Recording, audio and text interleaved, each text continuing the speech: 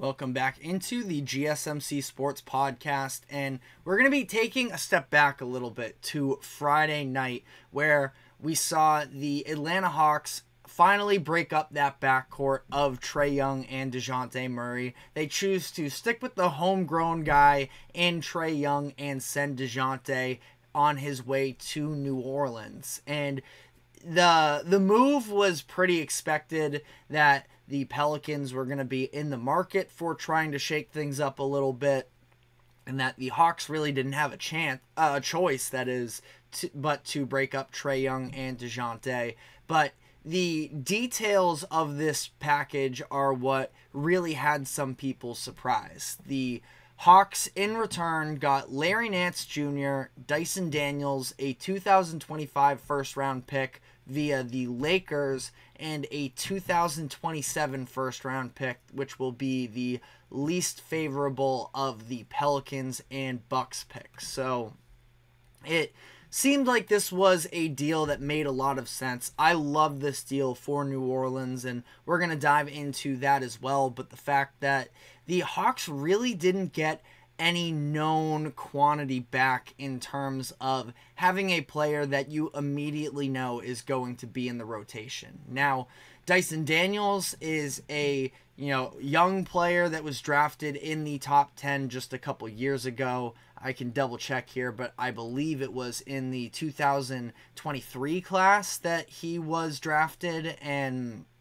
maybe it was 2022 more so, but he was drafted 8th overall. He has a super high upside in terms of being a really nice defender, a pretty good passer as well. And when you talk about the Hawks trying to surround Trae Young with better defensive talent, that was obviously one of the main ideas in bringing in Dejounte Murray, but he just never really lived up to the bill of defender that he was regarded as during his time in San Antonio. So, Dyson Daniels, again, an intriguing player, but also not one that you feel like has all-star potential necessarily. Larry Nance Jr. can be a fun player to put alongside Trae Young as well, where he's obviously a pick-and-roll threat, a lob threat, and can provide, playing into this situation surrounding the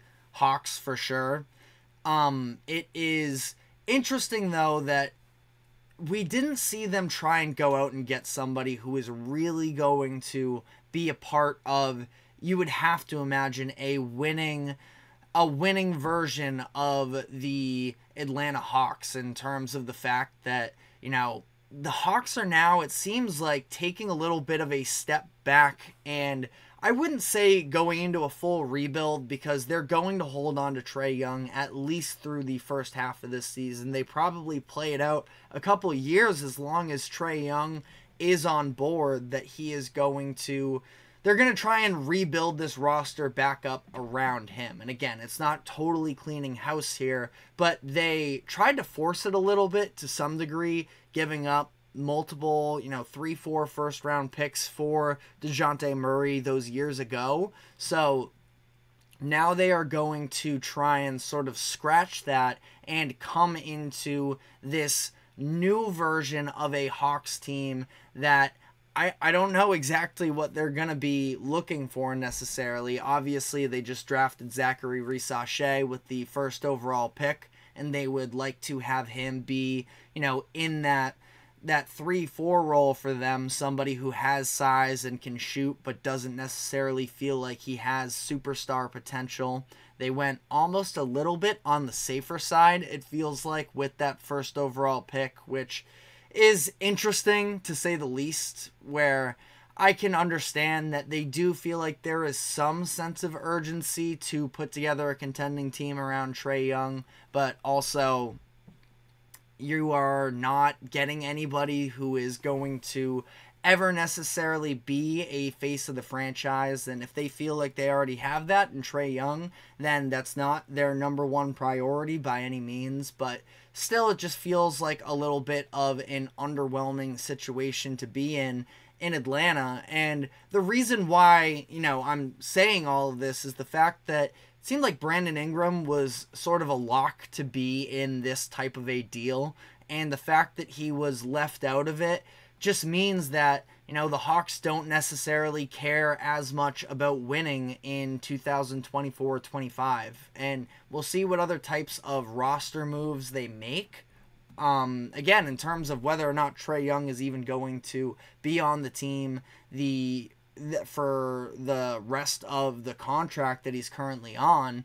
But maybe they're trying to position themselves better in the 2025 draft, which is seen as really a full 180 from where we were at with the 2024 class, that there is a ton of top-end talent there. So obviously anything can change in a scouting report in a year that we will have to see about that. But it does, I can understand what the Hawks are going for to some degree, but I still just don't feel great about where they're at in terms of trying to build up around Trae Young. But let me know in the comments section whether or not you feel differently. But on the Pelicans side of this, I think that this is a great deal, because it had been a conversation all year long about the Pelicans. When it got down to those final minutes, you don't know if there was necessarily anybody who could go out and get you a bucket. And Dejounte Murray, of course, the biggest example of this was, overall, I would say a pretty inefficient game, but Dejounte Murray, when he was basically single-handedly took down the Boston Celtics, this was later in the year when Trae Young was dealing with this injury that, had the Hawks sort of tank out of being outside of the play-in tournament. But Dejounte was, just hitting tough shot after tough shot down the stretch of the game, kind of just killing in the mid-range. And I feel like that's something the Pelicans can absolutely benefit from having, where on the other end, Brandon Ingram, who they still are able to hold on at least for the time being. We'll see whether or not they end up making another move here, but I would say that the Pelicans have depth at the forward position in terms of, Herb Jones isn't someone who's going to go get you a bucket, but he can knock down shots and he's going to play great defense for you. I really like Trey Murphy. He's one of my favorite players in the NBA. Plus the fact that you're going to have Jordan Hawkins, who you hope can continue to develop after, a rookie season where he sort of struggled to get meaningful playing time. But this Pelicans team has been extremely deep, and they are going to continue to be so heading into next season. Plus, you add somebody like Dejounte Murray. Again, it would be nice to see his defense come back around, because that was one of his most appealing skill sets when he was being traded to Atlanta. But now going to New Orleans, sometimes you just need a bucket getter, and it's not like Dejounte Murray is necessarily at an elite level in that sense, but he's somebody who is absolutely going to play impactful basketball, and it's going to be interesting to see what a closing lineup looks like there, or even their starting lineup for that matter, because CJ McCollum has pretty much morphed his game into being a more traditional point guard. Obviously, he's made improvements, no doubt, but he's not exactly who you think of as your prototypical point guard, and there were some point Zion minutes in there during the regular season that were actually a lot of fun to watch. And I wouldn't say Dejounte is necessarily either your traditional point guard, but is still somebody that feels maybe a little bit more comfortable in that position. So we'll see whether or not CJ is even on the team when it's all said and done. But if it's a backcourt of the two of them and they sort of extend outwards from there with a potential Brandon Ingram, Herb Jones, or something like that, they still don't have a big man at this point, really. I think that Yves Missi is probably, if you went on to ESPN and you looked at their projected depth chart, as I'm going to do on the fly here, I think that Yves Missi is probably what you're looking at point guard, unless you're going to go extra big with Zion, because Jonas Valanciunas just signed a free agent deal with the Washington Wizards. So yeah, Missi is what they're looking at right now. That's definitely an area they should be looking to attack whether it's maybe a Brook Lopez, maybe you go after one of the bigs from Cleveland. I think that could be a very interesting trade deal if they found some way to make something happen there, of sending maybe a Brandon Ingram to Cleveland in exchange for Jarrett Allen. Again, obviously there would have to be more to that deal, but I could get behind a package centered around that for both teams that could be very interesting. So we'll have to see how this all plays out from here, but definitely, definitely a good move for the Pelicans. As for the Hawks, I mean, we'll have to see how this continues to play out. Feels underwhelming at this moment, but again, just have to have a little bit more of an idea of what their future is, because I think there is a lot of uncertainty there. And before we do take this next break here, we have Nelson Jimenez, of course, the host of the GSMC Basketball Podcast, who is doing a little victory lap because earlier in our production meeting, he was talking about Klay going to the Mavericks.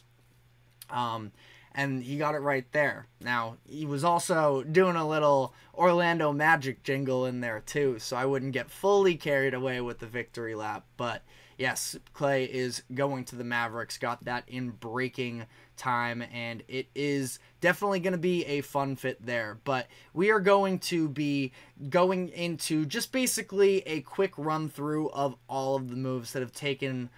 Yeah, and Nelson said it was between the two, which is right. I do think that Klay to the Lakers would have been really interesting to fit in with JJ Redick. I feel like JJ would have been able to get, somebody who played to some degree a similar play style to Klay would have been a really interesting fit there, and that probably would have been my favorite one, but the Mavericks are still a pretty good option, as well as Nelson's giving us some updates here while we're on air, so do appreciate that it could be a sign and trade. So obviously all the details are still going to come out.